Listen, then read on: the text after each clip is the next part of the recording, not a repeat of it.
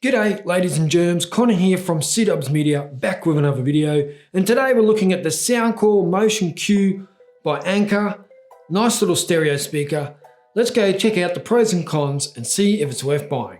Okay ladies and germs, it's a little ripper of a speaker for 50 bucks. Now 50 bucks isn't much in Australian dollars, and it's going to be cheaper for most of you others around the world. If you're buying it from Amazon, it's going to be cheaper than what it is in Australia. So definitely the first spec out of the way is the price. Links down below to Amazon if you do want to pick one up.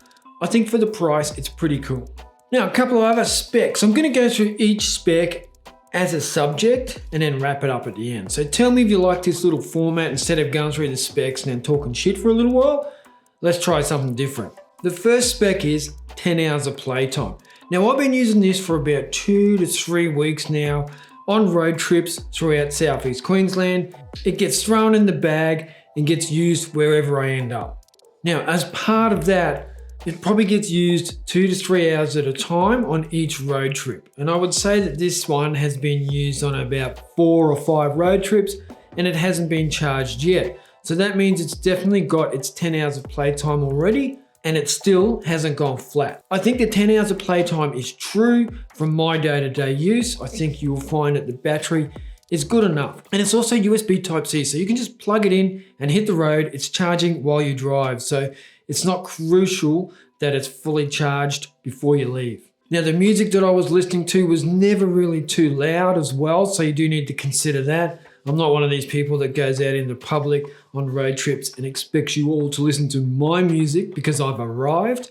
I definitely try and respect others. So it wasn't at full volume, and maybe if it was at full volume, I would have got way less than 10 hours, but for about that 25 to 40% volume level, I've got way more than 10 hours use. Now the other one is IPX7. IP stands for English Protection Rating, and this is IPX7. The X goes where it would be rated for dust, but there's been no testing done on dust for this device. But the 7 is for water, and this is fully submergible in water.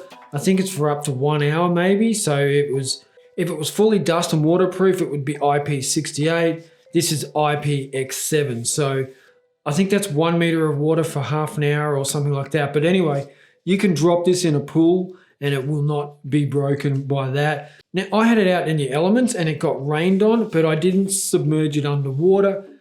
I think that's a bit careless, but it can withstand that, and it definitely withstood a bit of light rain while I was out on my road trip. So I would say that that's true as well.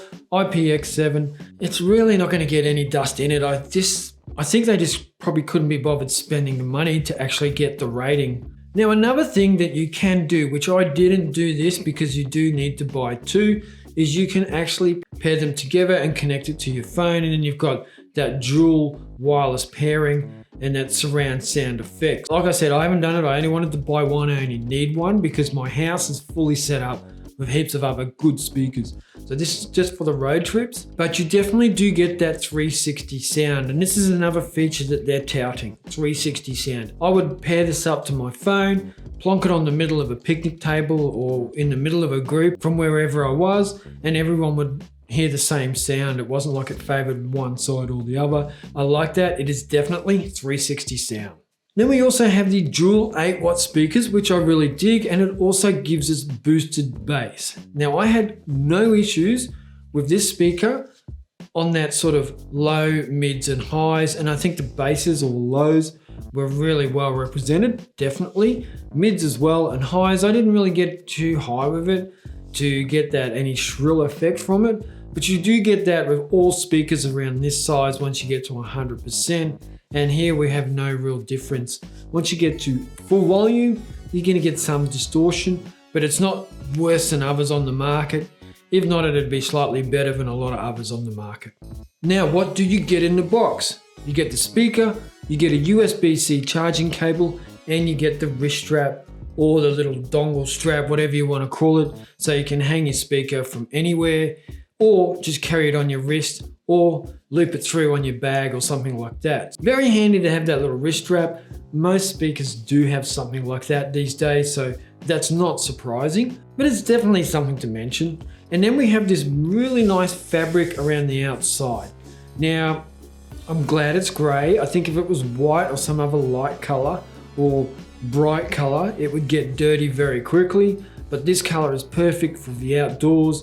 You can drop it in the dirt, rub it off, and you won't notice too much grime on there. So I do like that. And I do like that fabric feel with a lot of speakers. I do really appreciate that as a design. I think it looks okay and it feels okay. Now on the bottom, you have that full rubber matte feeling for non-slip surfaces, which is definitely the case there. Then you have this really big rubber flap here to protect it from the elements, and that's where you get your auxiliary cable and your USB Type-C charging cable. So again, another little feature, the USB Type-C next to the auxiliary cable, so you can plug in your external sound straight into the speaker. That's cool because a lot of speakers these days just purely rely on Bluetooth, and some of us like to have the cables still. So it's good to have auxiliary.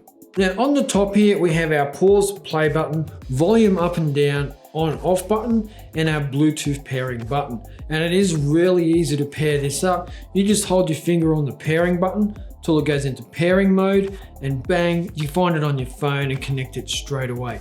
Definitely no problems for me with the speaker in terms of connections, and no problems for me in terms of the day-to-day use of the buttons. The buttons aren't easily visible, but they do have nice little raised textures on them for a plus sign and a minus sign and a play button, that sort of thing. So do I recommend the Soundcore Motion Q by Anker? Yes, I do. Do I think it's outstandingly amazing and just unbeatable?